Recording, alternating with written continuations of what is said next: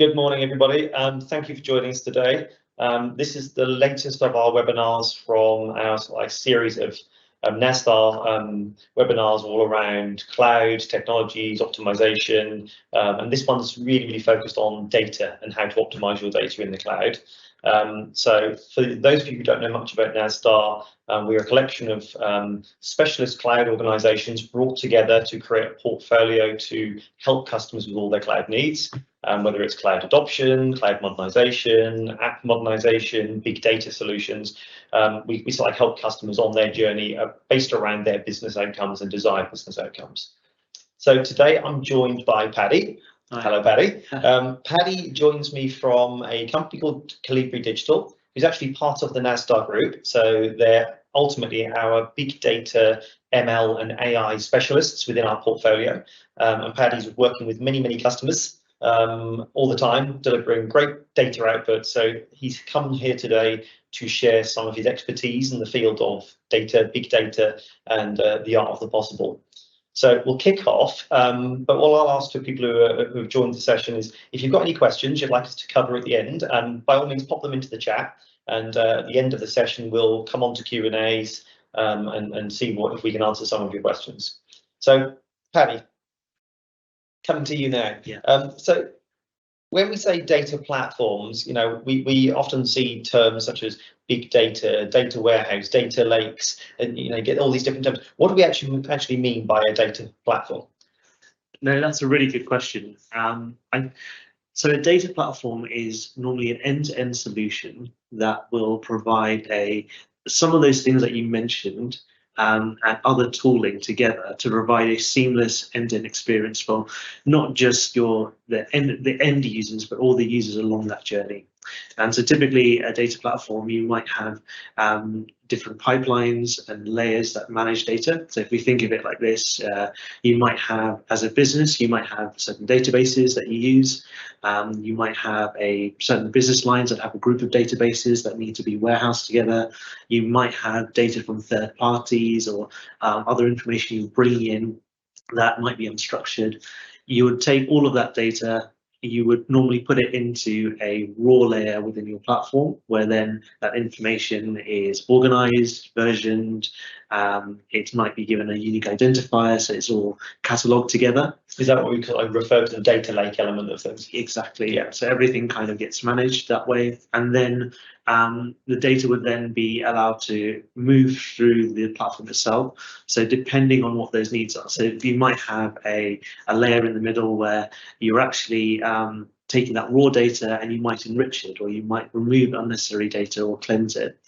And those kind of processes would be in that platform. And then for your end users, they might just need to see a snippet of it for a dashboard, for example. The data is provided there, and that would connect to tooling such as a Power BI dashboard, for example, or if you have a custom app, it can plug into that, or just provide you with an extract of the file. So it's outputs for mapped to business process and business value, really, that type. Completely, but the whole host of different, but it's all seamless, it all works together. Okay, great. So I've just come back from last week, 3 days at the AWS Summit. Yeah. It was fantastic, and data was clearly a key theme, and there was lots of buzz around generative AI, and I'll come on to that later. But you know, I went to retail sessions, public sector sessions, challenges within like councils, police forces, NHS, etc., to unlock data. So data was everywhere. Data was like this new currency. Yeah. So from your perspective and from what you've seen so far, who can benefit from data solutions? What are some of the key use cases that you've been seeing? Sure. So I would say every organization can benefit from managing the data more efficiently. As you rightly pointed out, data is a currency, and that's a currency based on trust. And every organization, that's what they really trade in. That's where the people who are using your services are basing the why around coming to you. It's all around trust, and that normally comes from your data being secure and safe. So around how that looks in kind of different case studies. So if you think of it like this, if you're a retailer and you've lots of data, it's really important to understand where your data has come from. and ensuring that the data that you are using in the different tools you might have is relevant. Mm-hmm. So if we think of with a retailer, let's say your supermarket, there might be customer information you have, you might understand what products they're buying, and that might be great to understand what kind of offers to target at these groups. But actually, if you want to take it a step further, if you organize your data in the right way and you're seeing kind of regionally what people are buying, you can ensure that product fulfillment is met through ensuring that the right products are supplied in the right areas. From a logistics perspective, if you have products that need to be sold sooner than other products, you can ensure that they're in the right locations, that they are moving through your supply chain in an efficient manner. If you kind of think of it like if you think of it like with the NHS, for example, if you're an NHS trust, you might have a lot of different data services that could be through mergers or just different services that different parts of your practice use. All that data together, you might right now be focusing very much on what does patient care look like, so just ensuring that patient records are organized. But with the right data strategy and creating a unified platform, what you could do with that data is be able to start to predict things and build models that can help your patients. So for example, if there is a group of people in a certain area that are suddenly seeing a GP because they've caught the flu, that can give you an idea of, oh, actually, if the flu is kind of growing in this area, it looks like we should be supplying our at-risk groups with flu jabs, and we should be reaching out to them, and this is how we communicate with them. And so essentially what you're doing is turning that data from insights into actual actionable value that you are then giving to the people who are really at the heart of that data, which is your customers. So one thing that was like trending as well was like around personal digitalization. So I suppose whether it's a customer in the retail industry or a citizen in the public sector, it's about that digital personalization, using that data to understand more about that individual and how you can service them better or target them better for different outreach programs. Completely, but at the same time, I would stress that there is a real importance in keeping that data secure and safe, and ensuring that the platform that you build is robust and fit for purpose, so that when the right people see that data, and when you have data coming in, a lot of that information isn't necessary for the end users or the MI that you're producing. So ensuring that there are processes in there that protect that data, whether that's cleansing it, removing personally identifiable information, ensuring it meets industry standards, regulatory compliance, and then gets to the place it needs to in the most efficient manner possible. Okay, great. So that's some of the use cases. So we know the data is this new big thing, right? Everybody needs to unlock their data. There's some of the use cases, but just to demystify a little bit, how do data platforms actually work at a fundamental level? Sure. So if you're kind of thinking about it as a service, if we kind of look at it in two elements, so you've got data and then you've got processes, and then you're bringing them together into one unified solution. So when we think about the data in a data platform, normally if we think of it like a pyramid model, that your raw data, the information you're getting from all these different sources, there's a lot of it, and then you're refining it into a point where it comes through to the services that you need in a very specific format and with the very specific insights that you want to be sharing. And then if you think of the data platform as from a process perspective, it's about building a pipeline in that so that you can ingest the data, you can then manage that data once it's been entered into the platform, and then ensuring that it can be shared with the right users and groups. And between that, you want to have a layer of data engineering, so that you can provide your analysts with the ability to take that data and then be able to play with it, model it, shape it. And essentially throughout all of that, you're combining a whole set of different tools and services, whether these are out-of-the-box solutions or something bespoke, to create something that is seamless and unified. So the end user will just see themselves interacting with a platform but they won't see behind the scenes actually there's a few different components working together. That's interesting. That side of data pyramid, I've seen that before. It's unstructured information pulled into data. Yes. Then from that data, as you say, you can do some data analytics, which turns it into some knowledge, Yes. Usable knowledge. And I suppose with the use of sort of cloud native machine learning and artificial intelligence types tooling, you start to turn it into usable knowledge at the very, very pyramid, which is where you drive high business value from that knowledge. Exactly. And so think of it like this, right? If you have loads of data, let's say I'm looking at, go back to my case with the NHS, you've got lots of data, patient data, some of the information there is sensitive. You don't necessarily need all that information when you're trying to predict a model of, am I going to need more GPs in a certain area?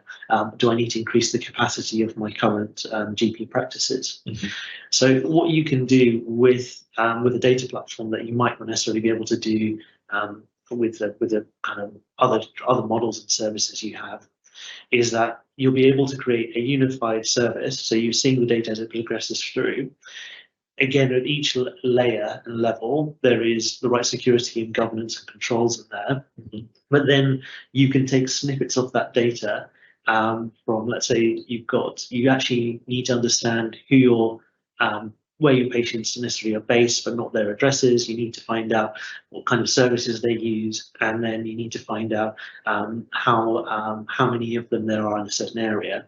You can take a snippet of that data, put it into a data science environment very easily, and spin that up so that analysts can then create their models, predictive statements of what they want to potentially do, and then build a business-driven outcome from that. Good stuff. It's pretty exciting in terms of the art of the potential, really. Yeah. So everybody can look into actually their business, their department, their organization, their team. Maybe they're in their own startup business, and they're going to have a data challenge. But what's the starting point? Where do people start to go on this journey? I think it always starts with the business use case. When it comes to any kind of technology service, the technology shouldn't drive what the business can do. It should be the business determining what they want to do. How do they add value to their experience, their customers, to the products that they're servicing, and then ensuring that the technology can fit that. So in a traditional delivery that we would do, we would start with the business case. What exactly are your use cases? What's the vision the business is trying to achieve?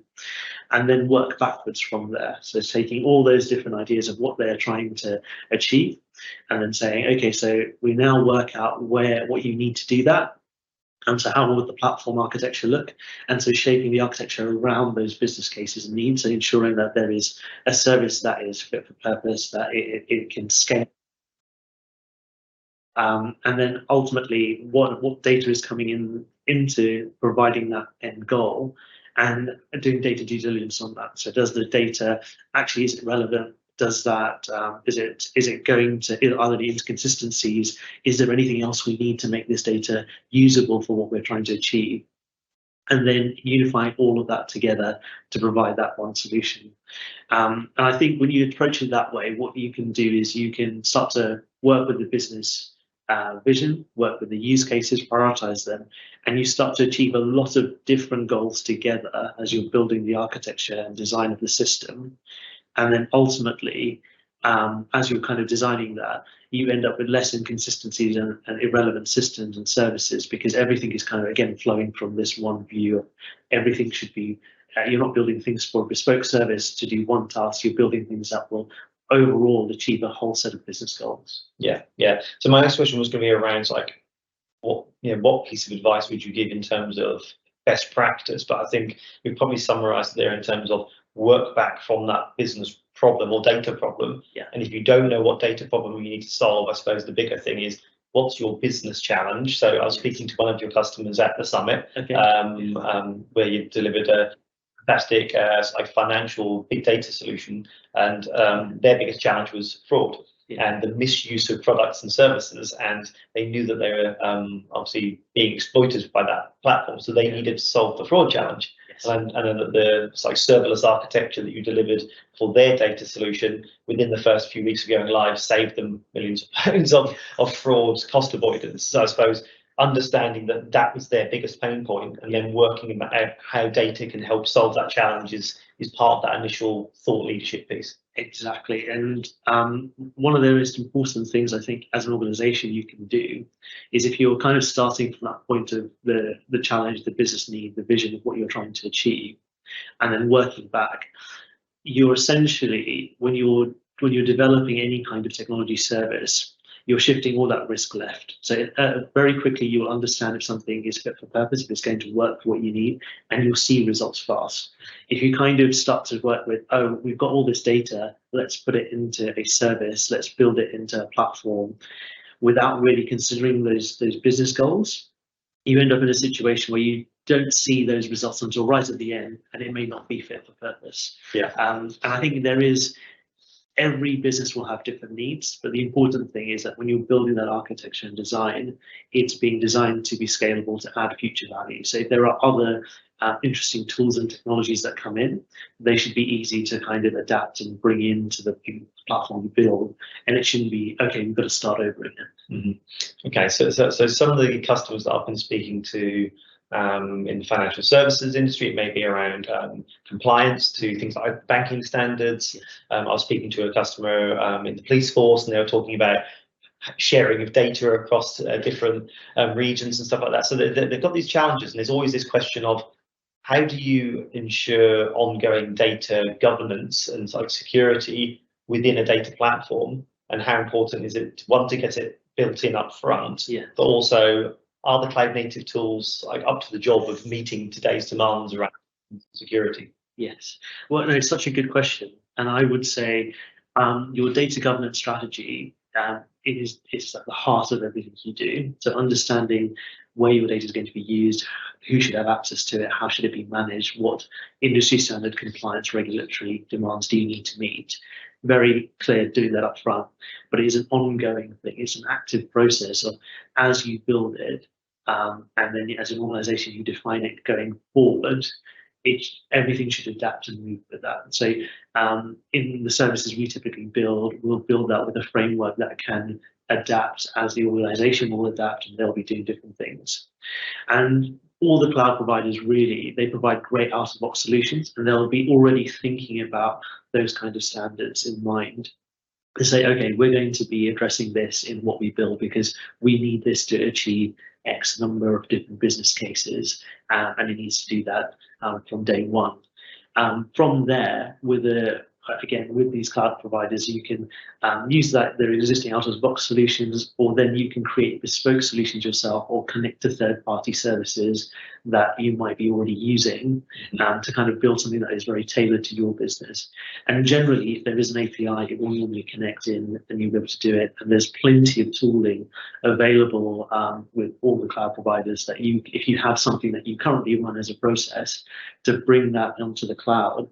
It's quite easy to adapt that in kind of familiar programming languages and services that you use. Yeah, and some of the projects that we've been delivering are very identity and access management heavy. So I suppose whether it's consumer data, customer data, citizen data, you're either going to have employees accessing the data, or customers or third parties over APIs. So the level of controls that you can put in place now around role-based access, time-based access, that's all available to you within the suite of services within public cloud, isn't it? Absolutely. So from the get-go, and you can and the fine-tuning of that is immense. So you can create subgroups within that.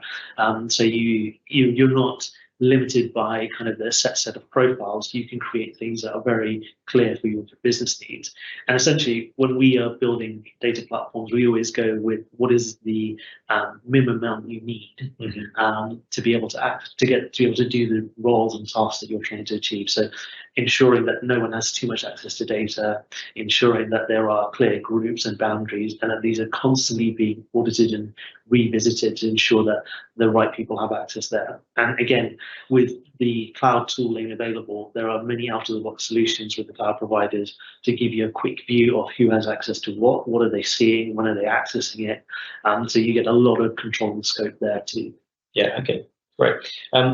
Certainly, I've been working in public cloud for 7 or 8 years, and working with many customers, some of the early adopters, one of the things that used to come up was storage costs more in public cloud, and if therefore I'm going to have a data solution, surely it's going to cost more. So one, I suppose, how has that changed, and what does the cost look like in terms of storage, but also how do we measure value as a business beyond a pure cost of a data repo and the benefits it brings to the business? No, it's a good point. So I would first of all say that the cost of storage on the cloud has dropped significantly. Actually I think if I was to look at it like this, if I was in a business and I was thinking about storing data, I would say, well, if I buy my own hard drive, that's mine, and I don't have to pay a monthly fee, even if it is a few pounds a month. For me, it's my data. It's on the hard drive. It's mine. But actually, what you're missing out there is that there are a lot of different services that come tied into that to protect your data. So when you have things locally, your data is yours, you have to manage it, you have to pay for the operation costs, electricity, running it, protecting it. Whereas with the cloud providers, what they will tend to do is they will have a process of different regions. So there will be multiple data centers in a region, they'll have multi-tenancy options, so you can have your data exist in different locations. And essentially, if something goes wrong in the data, a data center is down or a region is down, your data is still safe. It exists somewhere, and they're ensuring to keep your business and services running. So versus if it was locally and something happens, then that's it, it's gone. So it's a lower risk profile straight away. Completely. And then when you're kind of looking at the cost profile, not all your data is treated in the same way. So there's some information that you need like instantly, and it has to always be available, versus other information that you need to have available, but not necessarily use it all the time, but you might access it now and again. And there's other things that are completely archived, very rarely accessed. Maybe used for audit compliance or something like that. Completely, exactly. Yeah. And you can create different, depending on what you need to do, you can create different profiles for that data. And again, bringing down the cost. So things that you don't need so much, you pay significantly less than things that you need right here, right now. And so all of that together, you end up with first of all, you've got optimization of the services because you've got your data protected, and there's all this security and compliance standards that are being met around that as well. And then you've got a way of cost efficiency as well. So you're managing the costs of that service in an efficient manner. So you get a lot of benefits that aren't necessarily seen from the offset. Okay, great. So we've talked about what a data platform is, some of the security postures, etc., the way that you can save money through storage and using different storage tiers. But ultimately, what does success look like when you undertake a data challenge from a customer? How do you measure success? That's a good point. If I was to think of it like this, that you can't really measure success from one perspective.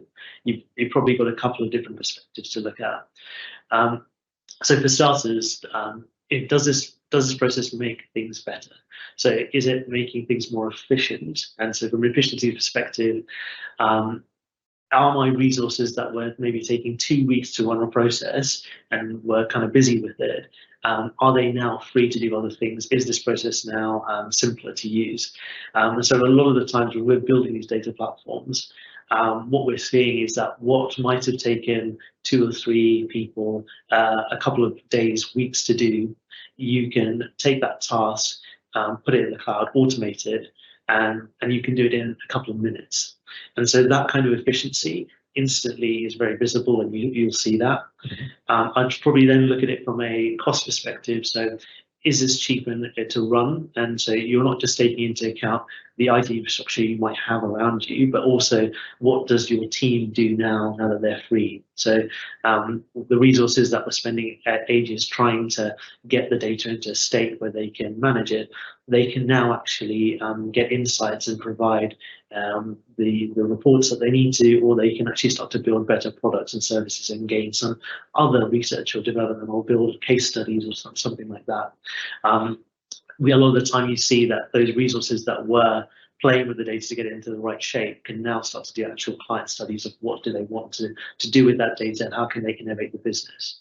I'd probably also look at it from a perspective of the overall solution. So Can this scale with your business? So I would measure that as an area of success. That if you're building something, is it just going to address the needs of here and now and today? And a lot of the time, as you're building these kind of services, things are changing around you and evolving. So are you able to meet the needs of tomorrow? And a lot of that time, it's actually like, okay, getting my data into the right state, getting empowering my user with the right tools. So are there tools that they like to use? Are there tools that the industry is starting to use? Can I plug those in? And then is there interesting things I can do with that data? So can I build a machine learning model at the end of this to kind of help improve the way that I'm running a process? Can I automate functions along this process later on, so that actually these human elements that may not necessarily be needed later, I can automate that and have someone else do that. So again, kind of ensuring that if you get generative AI and there's someone that says, oh, I've got a really good use case for this, that the technology can empower that business vision and not inhibit it. Yeah, I think I really like that strap line. So be ready for tomorrow. So I suppose as businesses, as organizations, and as technologists of the last 2, 3, 4 decades, we spend a lot of time looking backwards, dealing with legacy systems, legacy data, legacy problems, and technical debt. And I suppose this one gives you the opportunity to solve some of that technical debt by having a new secure foundation of a source of truth. But then, as you say, to have something that can then evolve with a changing world into which we live in today, and therefore the changing business needs of new digital customer or new cost challenges. I suppose that ability to evolve is pretty key for any solution. Completely, yeah. And I think with these newer solutions that we see, you have there's so much innovation and opportunity because they're constantly growing and developing. And the new features that come out from them, from day one, they're built into the package. So when a cloud provider says, actually, we built this new feature, it will have already gone through some prototyping phases. So what you're getting is going to be usable, and that it is going to be something that actually you can move to very easily and migrate to if that's something you want to do. Yeah, and one of the customers I was speaking with, one of the things he was really excited about, it was around they had a real big sustainability drive, and the ability to build this in public cloud, where he could see the public domain stats of data centers in public cloud being 80% more efficient, but then also being able to use like an event-driven serverless architecture to meet like a peaky load. So it was a pay-as-you-consume model to drive value to the business, but it also meant he was burning no compute power when it wasn't in use, which was really important to him from a carbon footprint point of view. Exactly. And I mean, that's a lot of the time, those kind of points of the use case are missed when you're building these services, because people aren't thinking about, oh, actually, I can achieve this goal if I do this. And again, with these services, you can make them as smart as you like. So when you want things to be run at, as you said, at peak time, you spin up the service. If you have things that are more intensive, you put more computing power into them. Things that are less intensive, you put less. And essentially, you are optimizing the cost and efficiency all the way through. And when it's not in use, it's not in use, and you're not spending any money on that, and you're not causing any damage to the environment or anything else like that. Whereas locally, if you run these on your own data center, you have to take all that on board. You can't have downtime where services aren't being used. That compute power has to be on 24/7. And often you don't have the ability to choose what kind of resources that looks like. It's 1 or 2, and that's it. So you're essentially providing a whole lot of flexibility. And behind the scenes, there's a lot of kind of technical power behind that you get access to with a friendly UI and a few clicks. Yeah, okay. So there's cost efficiencies, efficiency gains in terms of ways of working. There's sustainability gains in terms of technology, and then there's also citizen or customer benefits in terms of enhanced digital experience. So there's quite a lot of opportunity in this, all under the covers. Okay, so one thing is like at the summit, which was trending everywhere, I'm sure you get asked about it all the time, generative AI. Okay, we're starting to see it appear in the newspapers and seeing different use cases, but there's also a caveat around, it's very early technology. The use cases at the moment are few and far between. But there is a new era coming of generative AI where we can start using data to empower organizations and businesses and to do things quicker, smarter. But the one thing I took from it was generative AI pointed at a poor data source, Yeah, won't be of any value. So would you say that a secure data solution and a mature data solution is a prerequisite for an era of generative AI? completely. So when we kind of see on news that there's stories of tools being used and they're producing crazy answers or things that make no sense, that's a data quality issue. What that is that the data that is being pulled in, it's unstructured, it might not be referenced correctly, there might not be tagging in place, and that's why your answers look the way they do. So actually, when you're building these services, what you want to build in your platform from the get-go is that good data is coming in and it's clean. So if we were to take a use case, so let's say I want to build a customer service tool. So my end customers are going to be talking to this tool as a first line of finding out, actually, I've got this problem, how can I resolve it? What you can do with a data platform is create a whole host of different knowledge base articles that you might already have. You can tag them, you can add keywords, so that as you're kind of getting through into the model of, actually, I've come to you and said, I've got a problem with my Amazon order, for example, it's not arrived. You can work through keywords to get to the bottom of actually what that problem is. So you can say, you can then give the right response. So your order hasn't arrived. Was it the missed delivery? Was it something that hasn't appeared yet? Okay, how do I know that this is actually delivered? I can run a check and say, oh, actually, it looks like the courier has lost the parcel. Okay, what solution can I offer you? Would you like it to be another parcel ordered or cancel the delivery? That kind of approach of having the data structured behind the scenes and knowing what the responses should look like is key to ensuring that what comes out to the customer is actually valuable. And you can do that to a whole host of tooling. And the most important thing I see here is this essentially is a great sidekick to what your existing teams are doing. So where their time might be taken up in answering something like that you can automate an answer through and you can make it feel very human. They can now deal with stuff that it does deserve their attention, so things that are more complex, things that are actually issues that need to be resolved and challenges that need to become opportunities.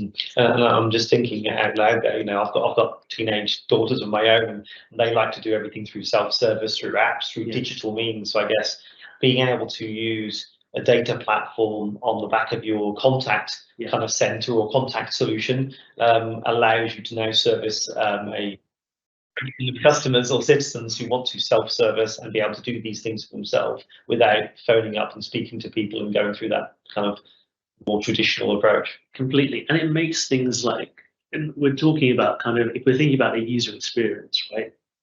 We're in this new world where things can be done 24/7. So I can do my banking 24/7.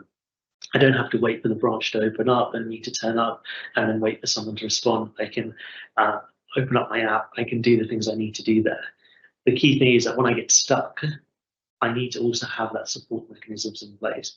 And again, building a data platform with that kind of process in mind, you've got something that can operate around your business's actual main goals, but also be something that for your end users can be available when they need it most. Okay.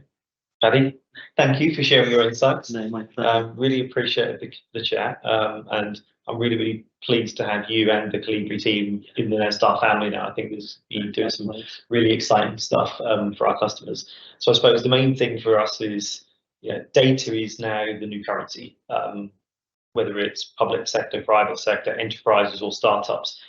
Empowering your data, securing your data, and then working out how you can use your data for business needs. That's going to be the theme over the next few months and years. So I guess over to the people on the call, really. If anybody's got any questions they'd like to put to Paddy or myself live now, or also I understand people don't always like to ask questions in a public forum. So if there are no questions, but people would like to reach out post-webinar around your own specific challenges or thought processes, we'd love to chat to you. We'd love to hear your own thoughts, and if we can be of any assistance, we'd really like to do that. So, Linda, can you just confirm if we've had any questions come through already on the chat, please?